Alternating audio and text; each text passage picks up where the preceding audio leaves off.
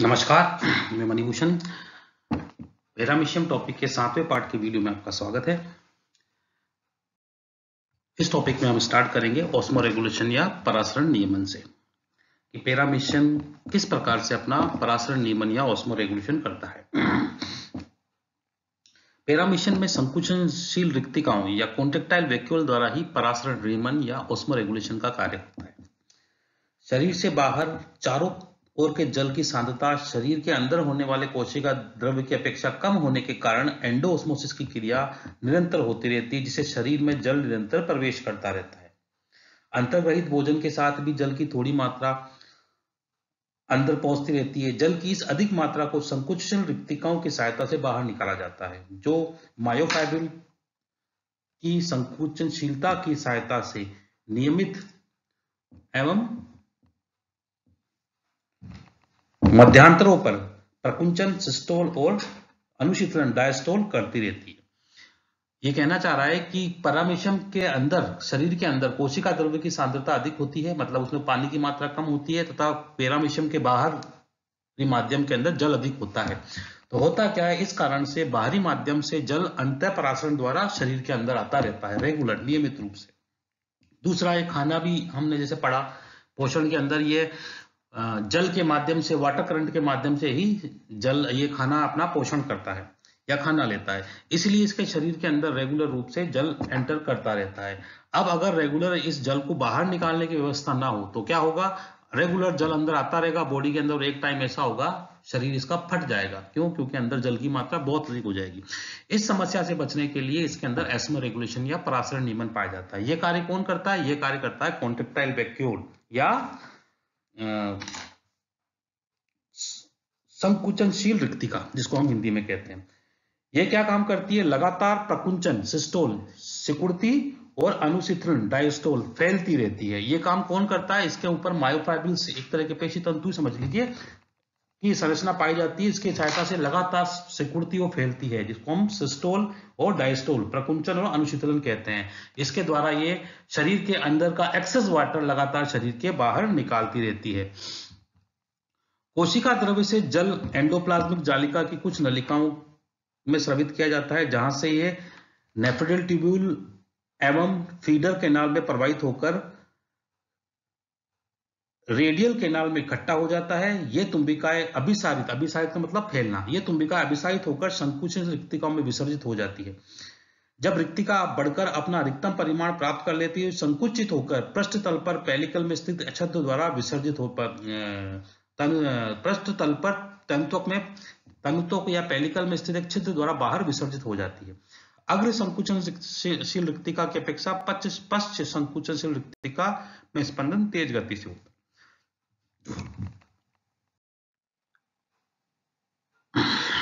यह कहना चाह रहा है कि सबसे पहले क्या होता है कि जल है, सबसे पहले इसकी संरचना होती है, उसमें नेफ्रोडिल ट्यूब्यूल के अंदर आता है, फिर वहां से फीडर कैनाल के अंदर आता है, फीडर कैनाल से रेडियल कैनाल में इकट्ठा होता जाता है। इस प्रोसेस के अंदर लगातार कॉन्ट्रैक्टाइल वैक्यूल फैलती जाती है। क्यों? क्योंकि उसके अंदर जल भरता जाता है। फिर जब ये अपनी मैक्सिमम क्षमता तक फैल जाती है, उसके बाद क्या होता है, ये सिकुड़ती है, जिसको हम कहते हैं सिस्टोल।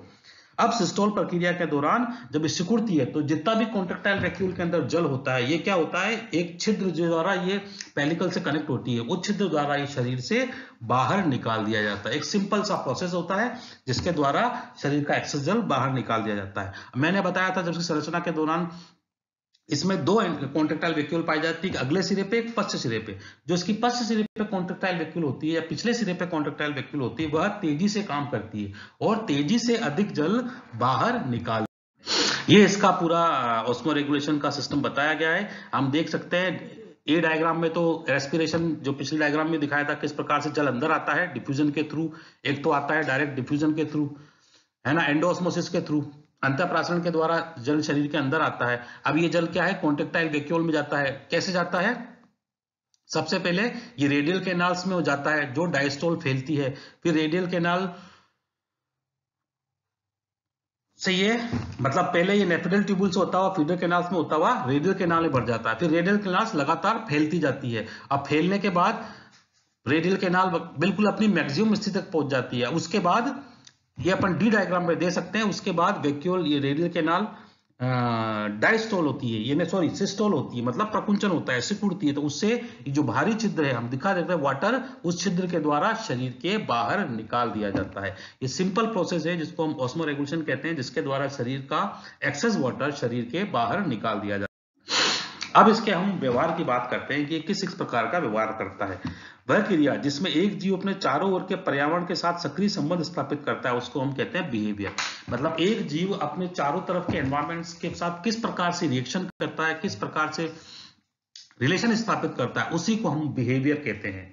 विविध प्रकार के उद्दीपनों जैसे प्रकाश की तीव्रता, तापमान, जल में ऑक्सीजन, कार्बन डाइऑक्साइड, विभिन्न रासायनिक पदार्थों की सांद्रता इत्यादि के प्रति पैरामीशियम की प्रतिक्रियाएं अलग अलग प्रकार प्रति, मतलब जल के अंदर ऑक्सीजन की लेवल क्या है, टेम्परेचर क्या है, लाइट की इंटेंसिटी किसी है, हर एक के प्रति इसका व्यवहार अलग अलग प्रक्रिया दिखाता है। कईयों के प्रति ये पॉजिटिव रिस्पॉन्स दिखाता है, मतलब उसकी तरफ अग्रसर होता है, कईयों के प्रति ये नेगेटिव रिस्पॉन्स दिखाता है, मतलब उससे दूर भागता है।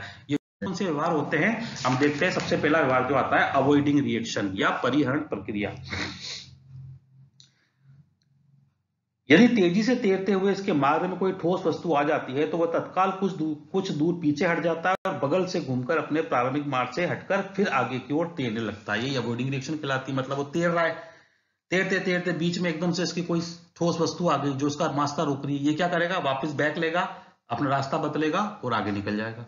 इसी को हम अवॉइडिंग रिएक्शन कहते हैं। हम भी तो यही करते हैं कि जब हम जो सामने चल रहे होते हैं, कोई खंबा आ गया तो क्या हुआ, खंबे थोड़ा पीछे हटते हैं, खंबे के साइड होकर निकल जाते हैं। यही अवॉइडिंग रिएक्शन है और पैरामीशियम भी इसी तरह कार्य करता है। इसी को हम अवॉइडिंग रिएक्शन कहते हैं। दूसरा इसका व्यवहार कहलाता है जांच एवं भूल प्रक्रिया, trial and error reaction. Paramecium स्वयं के अनुभव पर आधारित जांच एवं भूल प्रक्रिया द्वारा भी सीखता है, मतलब वो एक्सपीरियंस के आधार पर सीखता है। यह अपने आगे के जल को अपने मुख खांच में शंकु के रूप में लेकर उसकी निरंतर जांच करता रहता है। यदि जल अत्यधिक गर्म है या ठंडा होता है तो उसमें उत्तेजक रासायनिक पदार्थ होता है, तो वह अवॉइडिंग रिएक्शन प्रकट की जाती है। मतलब होता क्या है, ये अपनी बकल केविटी में थोड़ा सा पानी लेता है, जैसे चलता जाता है अपनी बकल केविटी में पानी भी लेता जाता है, तो उससे इसको मालूम पड़ता रहता है भाई पानी गर्म है, बहुत ज्यादा गर्म है, बहुत ज्यादा ठंडा है, या उसमें कोई केमिकल है। अगर उसको ऐसी कोई गड़बड़ लगती है तो वापस वो अवॉइडिंग रिएक्शन अपनाता है, मतलब पीछे हटके दूसरा रास्ता पकड़ लेता है। यही क्रिया जांच, यही घटना ट्रायल एंड एरर रिएक्शन या जांच एवं भूल प्रक्रिया कहलाती है।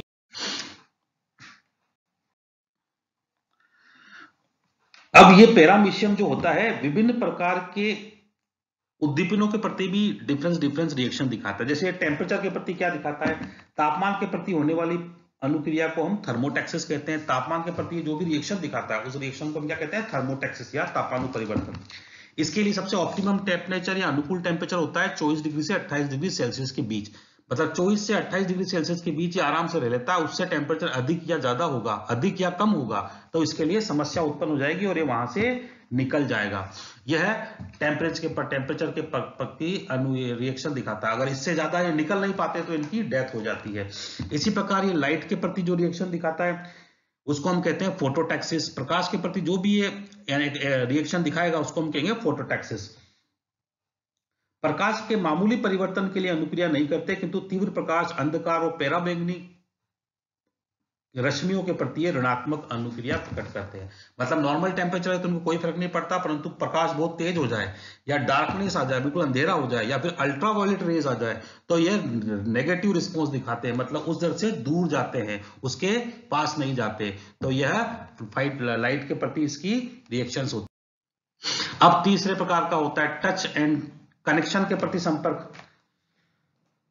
इस संपर्क जो स्पर्श या टच के प्रति जो रिस्पॉन्स दिखाता है इसको हम कहते हैं थिग्मोटैक्सिस या स्पर्शानुपरिवर्तन।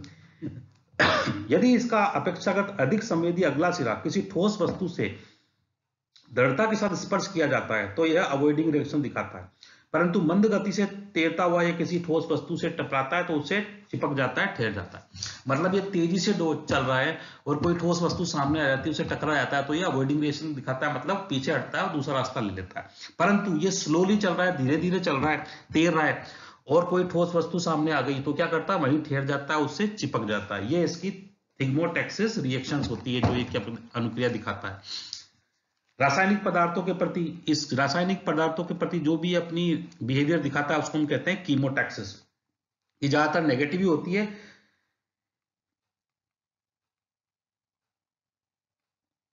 एक तो सॉल्टी वाटर के प्रति ये प्रवेश नहीं करता, ये फ्रेश वाटर में रहने वाला एनिमल है। अगर सॉल्टी वाटर या मरीन वाटर होगा तो वो उससे नेगेटिव, उससे दूर जाएगा, उसके पास नहीं जाएगा। दूसरा, इसके अलावा ये वीक एसिड के प्रति धनात्मक रिएक्शन दिखाता है। अगर वीक एसिड पानी में होगा तो उसके प्रति ये पॉजिटिव रिस्पॉन्स दिखाएगा, ये उसकी तरफ जाएगा, उससे दूर नहीं पाएगा। तो ये इसकी व्यवहार होता है, रसायनों के प्रति कौन कौन सा व्यवहार होता है। अब जलधारा की बात की जाए तो पैरामीशियन अपने अगले सिरे को जलधारा के विपरीत करके उसके प्रतिकूल तैरकर पॉजिटिव रियोटैक्सिस प्रदर्शन करते हैं। मतलब जलधारा के प्रति जो बिहेवियर शो करते हैं उसको कहते हैं रियोटैक्सिस, और ये जलधारा के अपोजिट भी तैरने की क्षमता रखता है, इसलिए पॉजिटिव रियोटैक्सिस बिहेवियर शो करता है। छठा इसका है इलेक्ट्रिक करंट। दुर्बल विद्युत धारा के प्रति ये कैथोड की ओर गति करते हुए गैल्वेनोटैक्सिस दिखाता है, धनात्मक गैल्वेनोटैक्सिस करता है। मतलब अगर इलेक्ट्रिक करंट वीक होगी, बहुत वीक इलेक्ट्रिक करंट होगी, तो कैथोड की तरफ मूव करेगा, मतलब नेगेटिव चार्ज की तरफ, सॉरी इसको कैथोड को अपन कहते हैं पॉजिटिव चार्ज, पॉजिटिव चार्ज की तरफ मूव, सॉरी नेगेटिव चार्ज की तरफ मूव करेगा, इसलिए वहां पॉजिटिव रिस्पॉन्स दिखाएगा। परंतु प्रबल विद्युत धारा उपस्थिति के दौरान पे यह एनोड की तरफ मूव करेगा। जब इलेक्ट्रिक करंट स्ट्रॉन्ग होगी तो यह एनोड की तरफ मूव करेगा। तो यह इलेक्ट्रिक करंट के पर डिफरेंट टाइप का बिहेवियर शो करता है। ग्रेविटी के प्रति या गुरुत्व के प्रति अगर बात की जाए तो पैरामीशियम सामान्यतः नेगेटिव जियोटैक्सिस प्रकट करते हैं, मतलब जल धारा के ऊपर ही तैरना पसंद करते हैं, जल की गहराइयों में जाना ये पसंद नहीं करते, सिंपल सी बात भाषा में कहा जाए तो यह ग्रेविटी या गुरुत्व के प्रति नेगेटिव जियोटैक्सिस शो करते हैं। मतलब जियोटैक्सिस, गुरुत्व के प्रति जो इनका बिहेवियर होता है उसको हम कहेंगे जियोटैक्सिस, उसके प्रति ये नेगेटिव रिस्पॉन्स शो करते हैं, मतलब ये गहराइयों में जाना पसंद नहीं करते, ये जल के ऊपर ही उतराना या तैरना पसंद करते हैं। तो के डिफरेंट टाइप्स के बिहेवियर थे। इसके नेक्स्ट स्टडी हम अगले वीडियो में करेंगे। धन्यवाद।